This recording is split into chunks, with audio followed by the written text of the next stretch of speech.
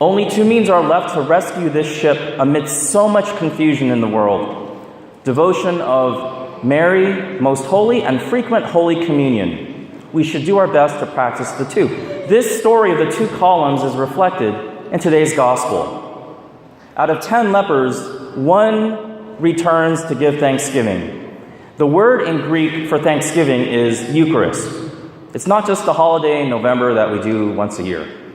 Rather, the story shows the importance of weekly Sunday Mass attendance to say thank you to God. 6 days we labor, but on the 7th day and on the Sabbath, we attend Mass for only an hour to worship God, say thank you, and receive Him in Holy Communion. We go tell God that we love Him and thank Him for everything that He's done for us. And in a sense, it doesn't really matter somebody's not smiling at me at Mass. It doesn't kind of matter that the homily, I don't understand it, or the songs aren't great. I mean, even though those things are important, that, the homily should be good, and the choir should be singing well, and people should be hospitable at Mass. Those things are important. But what's more important is that we're there to give thanks to God. Jesus said to the leper, "Your faith, get up, go. Your faith has saved you." So that's the first column. That second column is devotion to Our Lady, Mama Mary. And it's appropriate for October, which is the month of the Holy Rosary. It's also Respect Life Month, but I'm going to focus on the Holy Rosary for now. Last Friday, October 7, we celebrated the Feast of the Holy Rosary. This day was originally called the Feast of Our Lady of Victory. Why? Because on October 7, 1571, another naval battle took place at Lepanto in the Mediterranean Sea near Italy. Had the Europeans lost this battle against a larger Turkish invasion fleet, Europe would have no longer been a Christian continent and would have converted to Islam. The Pope at the time, St. Pius V, called on Christians to pray the Rosary. They did. And according to military analysts, a miraculous victory over a much larger fleet was attributed to the power of the Rosary. That's one story. There's another story where the power of the Rosary can be seen as well. We see this when the atom bomb was dropped in World War II in Japan. There were 8 Jesuit priests in Hiroshima. And when the atom bomb was dropped directly on top of them, they actually survived the bomb blast while everybody else died within a mile radius. Eventually, one of the priests, Father Schiffer, was asked, "Father, how come you guys didn't die?" And he said the following, quote, "We survived because we were living the message of Fatima, where Our Lady was asking us to pray the Rosary. We lived and prayed the Rosary daily in that home," end quote. Quote unquote. Father Schiffer, I just found out, died only a few years ago until a ripe old age. And over 200 scientists were trying to figure out why they didn't die. They couldn't figure it out. So I've given you 3 true wartime stories of the power of the Holy Rosary in our lives.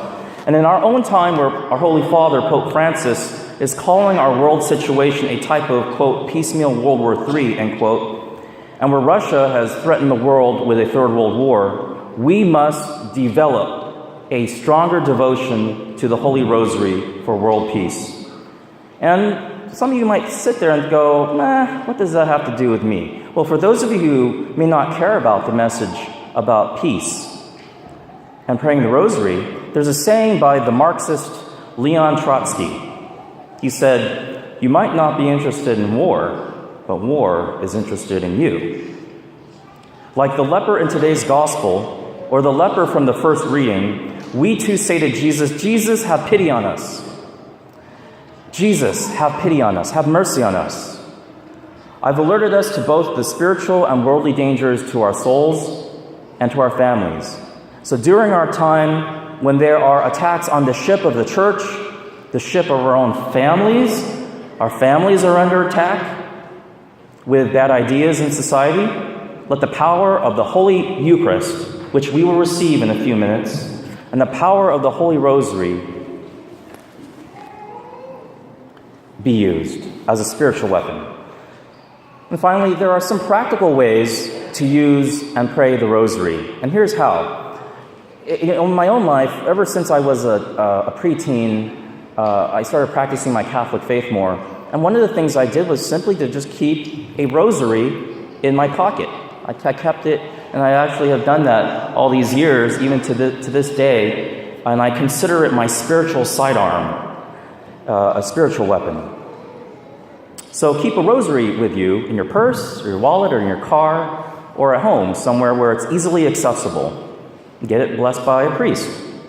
Another way is to space out the 5 decades of the rosary throughout the day. So maybe on your commute to work in the morning, you might do 1 or 2 decades. If you don't have a physical rosary, maybe you can use your fingers to pray the Hail Marys. That could be a powerful, practical way. And then when you go home, you continue with the rosary. Another way is maybe if you're on the treadmill, or if you're going out for a walk, or sitting on your couch for about 10 minutes, that's another way to pray the rosary. Rosary is not just for the cute little old ladies, in church, or when you go to a funeral and you pray the rosary. Rosary should be prayed every day. Because why? Because the rosary is a very biblical prayer. It focuses on the life of Jesus, not just Mary. From his conception and his annunciation in the joyful mysteries, to his life, to his agony in the garden, to his death and resurrection, his resurrection, and then his ascension into heaven, and the crowning of Mary. So what we do with the rosary, we ponder those scripture, biblical readings in our minds as we're saying, Hail Mary, full of grace, the Lord is with thee. In our own responsorial psalm today, we prayed, the Lord has revealed to the nations his saving power. How does God reveal to the nations his saving power? This is done through the power of prayer, telling God thank you, just like that leper. Going back to him, even if we're that one person and the other 9 don't come. They don't come to church, they don't want to pray or be involved with God in any way. But you and I are that one person that Jesus says to us, your faith has saved you. Get up.